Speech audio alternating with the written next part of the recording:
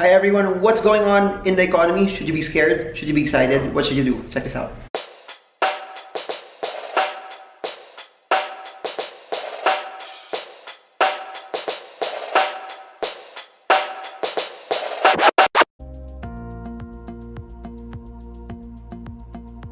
Hi everyone, let's talk about the economy, what's going on. Should you actually be scared, or is it something that could cause you to invest more? For this video, I'm excited because we have someone very special today. He's one of the lead economists for BPI. Yes, Mr. Jun Neri. So hello Jun. Hello.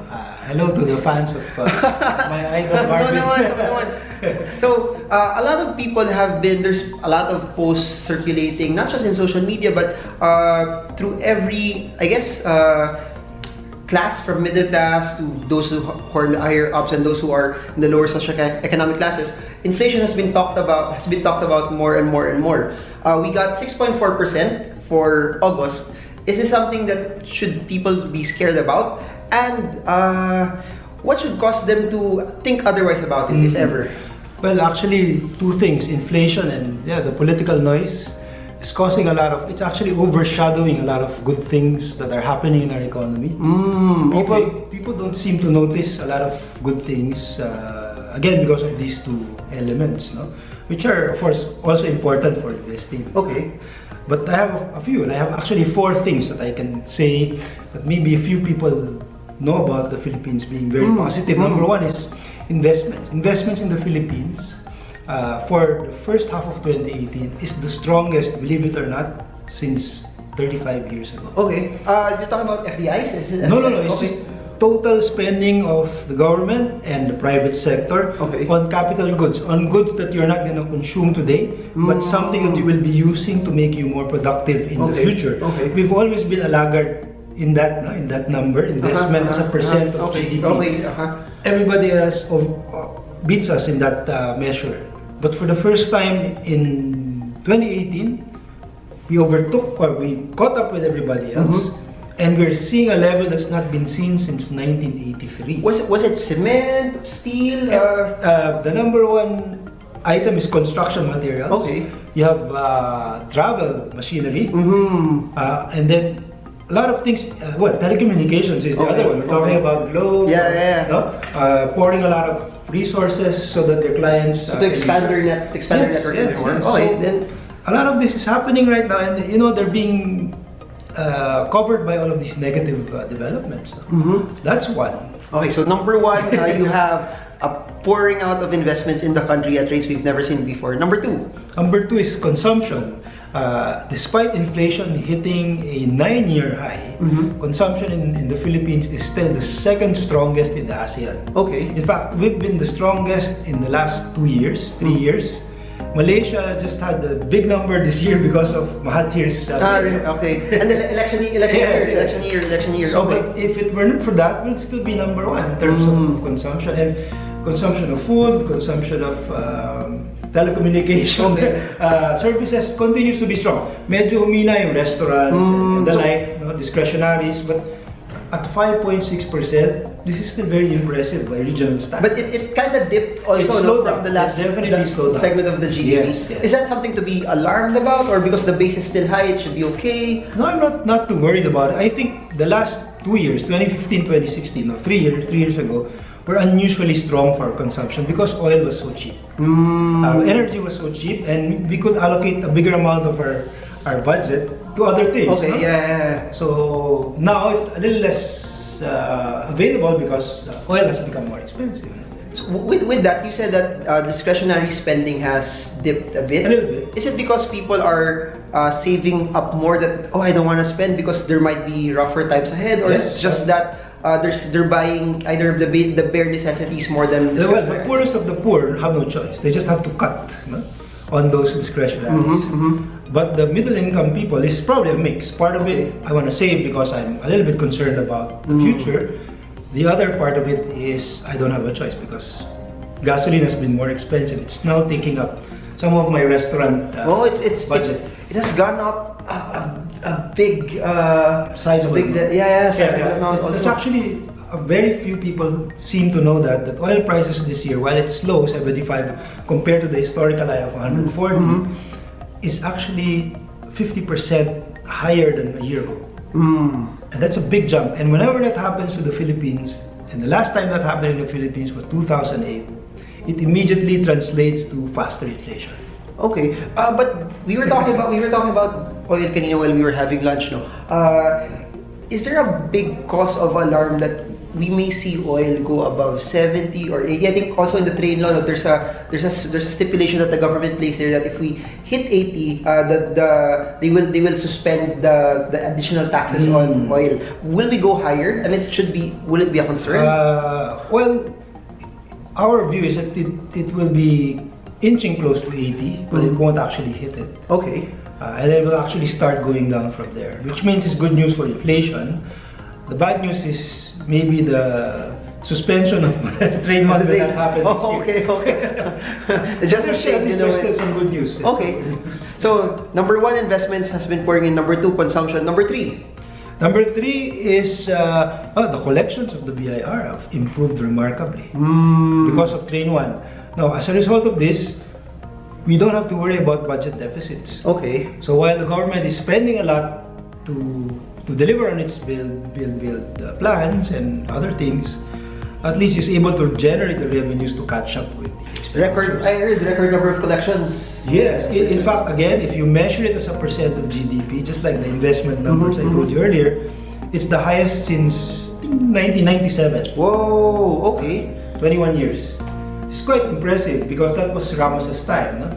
And none of the previous administrations were able to bring up collections to this level. And it's encouraging in a sense because the credit rating agencies like it, and the likelihood of a downgrade, assuming political noise is not so bad, it will be a lot less. Okay, so there's no, that's what I was fearing, that because of all of this that's happening, there's a possibility of downgrade. So that's still very far. We could just probably... At least on those numbers. Okay. I don't know about governance and all of those things because there are very qualitative measurements for that, and I don't really measure those. I don't really monitor those things closely. Okay. So very interesting. That at least will remove we won't have a big deficit because of that, and it will, I guess, push more infrastructure later on. So number 4. Number 4 is employment.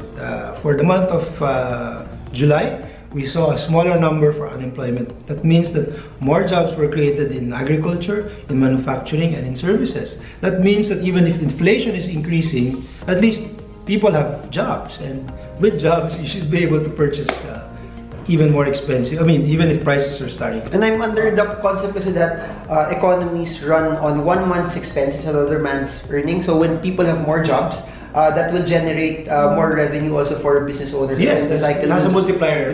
We'll just continue. Yes. Okay, but given that inflation is 6.4, a lot of people have been pegging already that people in the lower sectors will be the most affected. Yes. The middle class will probably still spend, but it will eat into their savings already. Will this go higher? Should people be concerned, or should they be? But there's two theories behind it. If you tighten your belt, it will make the economy go slower naman. Or just continue with your normal spending, but you might not probably save more, but the economy will continue to run. Well, you know, everybody has been revising the forecasts for inflation. A lot, no? They were above already the BSP's projections. Yeah, we're guilty. We're guilty. Everybody is guilty about, it's been very difficult to predict where inflation is. But nonetheless, I will share my latest inflation forecast with you guys. We think we haven't seen, our own view is that we haven't seen the peak yet. At 6.4, there's probably, well, at least based on our estimates, another 1 percentage point increase from where we are. Oh, so not very good news. And we see this happening either in November or December before it takes a turn early next year. Now the good thing is about having high inflation this year is that next year will be higher. It's not going to be as bad. So it might actually, the issue might actually disappear next year. And you'll have to look at other things that will affect the markets. So I think next year also that's assuming that oil prices will normalize. But it won't affect that next year. More taxes will be placed on coal. I think the second batch of the increase for... But it's an election year next year. So consumption will continue to... Yes, remember it's midterm elections. Stronger. Just like in the US this November, they'll have the midterm elections. you can expect Mr. Trump to stop talking about the trade war because he no longer needs to win a good number of seats in the Senate. So yeah. So now, inflation 6.4, there's a possibility that it can go relatively higher. How does it affect interest rates? Will the BSP to dampen inflation raise it even further? I'm thinking of at least 5% or even higher. Is that a possibility? Well, currently the benchmark rate for the BSP is 4, which is a full percentage point above the 3% where we saw at the beginning of the year. But that's really very low. 3% is a very low policy rate considering that inflation is now going to be 5% for this year, and for the previous month 6.4, and in fact we may hit 7.4. So 3 is no longer appropriate for our economy, and it looks like BSP, as you said, will be hiking to as much as 5% by next year. Is it something to be concerned about, that we move from 5%, then it will be harder for, I guess, businesses to expand? They'll probably taper off expansion a bit because the costs will be higher, or is it healthy still? I will not lie and say there's no impact. There is some negative impact, but from 3 to 5, you can sleep at night. No, we're not too worried about it because right now growth of loans is 20+%. So if we see higher rates, maybe it will slow to 15, 16. It's still growing. But if you go from 5 to say 8, 9, 10% policy rate for the BSP, then we will start to worry. But at 5%, we are still historically at a very low level of interest rate, and therefore for the borrower will still mean that it's very affordable to expand your business, to borrow for your favorite book or whatever. Use your credit card. It's not going to be a spectacular increase. More so that competition in the industry is very, very stiff. No, we're trying to beat each other out for clients, and it's going to be very difficult for us passing on the increase of the BSP directly to the consumer. So you will continue to enjoy relatively low interest rates from a historical perspective, just higher than last year, 2 years ago, maybe. But would it be more, for people taking out house loans, they get something fixed for 5 years, or get something that is would be well, it depends on your bank. Some banks will accept that. They're willing to tie their money down for a longer period at a fixed rate. You can also bargain with them, as I do. But nonetheless, we think should there be an increase, it's going to be very reasonable, and as long as your salary continues to increase, now that inflation is higher, you can ask for a higher pay. It can keep up. It can keep up with the rising interest rate environment. Okay. Some good news naman. I think whenever people ask me about spending and consumption, I really think that one of the biggest drivers still are remittances. I looked at the June data. It was around $15 billion US. It's on track to hit around 30, which will be above the 28 billion that we had last year. You think this is one of the reasons why we're very, very resilient? Resilient, because you have a large stockpile of dollars coming in, the dollars are, and then Filipinos will just spend it when it comes home. Yeah, so remittances is helping because, again, $30 billion is nothing to sneeze at. No? And it helps actually cover for some of the trade deficit. The deficit is so wide because we're buying capital goods, which is important for our future growth. No? But more importantly, aside from the remittances, because the personal income tax has been lowered by the government, the disposable incomes of a lot of people have actually improved. No? So this, together with remittances, is somehow offsetting for the price increases, and therefore allowing you to offset the negative impact of higher inflation. You mentioned something about disposable income. With this happening, is there a big possibility for wages to also go higher, or not as much? Yeah, again, as I was talking about it earlier in Bloomberg, in TV5. One News. I said that yes, minimum wages could increase, and they're decided on different parts of the country. They call it a tripartite wage board. They decided differently in the north, in the south, and in the middle part of the country. So they don't have to increase altogether the same amount. So they're quite competitive. So if you don't want people migrating from one part of the country to another, or the businesses migrating from one part of that, you don't increase so much. Oh, okay. That's one. The other is, we're only talking about minimum wages here. And people will only be able to cause inflation to go up through higher wages if it's the wages of the entire labor sector. Okay. But other than the minimum wage earners, there are a lot of other wage earners, and they don't necessarily we don't really expect them to be seeing as much of a wage increase as the minimum wage. So even if it's mandated by law that the minimum wage earners see an increase of this much, all the other workers in the workforce will not necessarily be increasing that much. So it's not so good news in a sense that not everybody will be enjoying. But it's good news because it will not cause demand pull inflation, which is what we fear. Because if there's demand pull inflation, that's when the BSP really needs to hike rates more aggressively. Lastly, before we put this to a close, what will you, I guess, tell people who are currently invested? They have either bonds, they have mutual funds, UITF stocks, they have property. What should they do over the next 1, 3, or 5 years? Should they be more aggressive right now? Should they be more conservative? What should be a good course of action based on what's happening in the economy? That's your area of expertise. Personal, what would you do as an investor yourself? Well, probably if you're into property, don't speculate so much because interest rates are now increasing and it's becoming more expensive.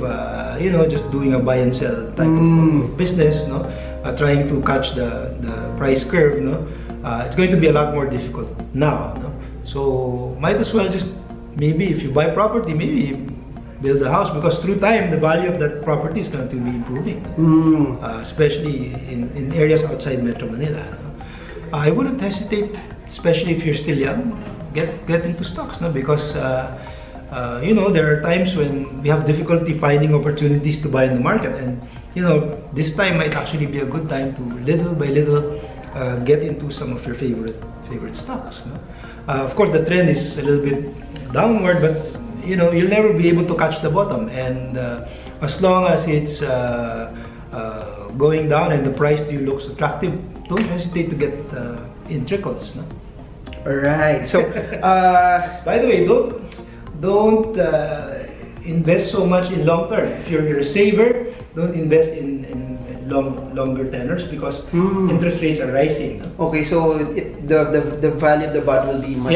So don't lock your funds in longer tenors. Just keep it short. At the same time, if you're the lender, try to get as long as possible. Para get it I have another question there. With that, for those that want to get just the interest income, they will hold it to maturity. Should it matter or not? Not really. You can. If you're the borrower, if you're the lender. Right now, try to keep it short because look at 1 year now. The 1 year T-bill rate is now 5%. Okay, much higher than the bond. I mean, if next month it's going to be 5.5%, then why will you tie yourself down with a longer tenor, which will not be seeing an increase? So keep it short, and then when rates have already gone up, then that's when you start putting it up. All right. So should people be scared? Yes or no, or not at all? Well, there's lots of noise, but if you can bear it, there's a lot of actually good news that we can invest on. Alright, so that's it. You've heard it from Jun Neri. For me, one of the best economists here in the country. So I hope this video helps you and your investments as a whole. So bye everyone and God bless you. Bye.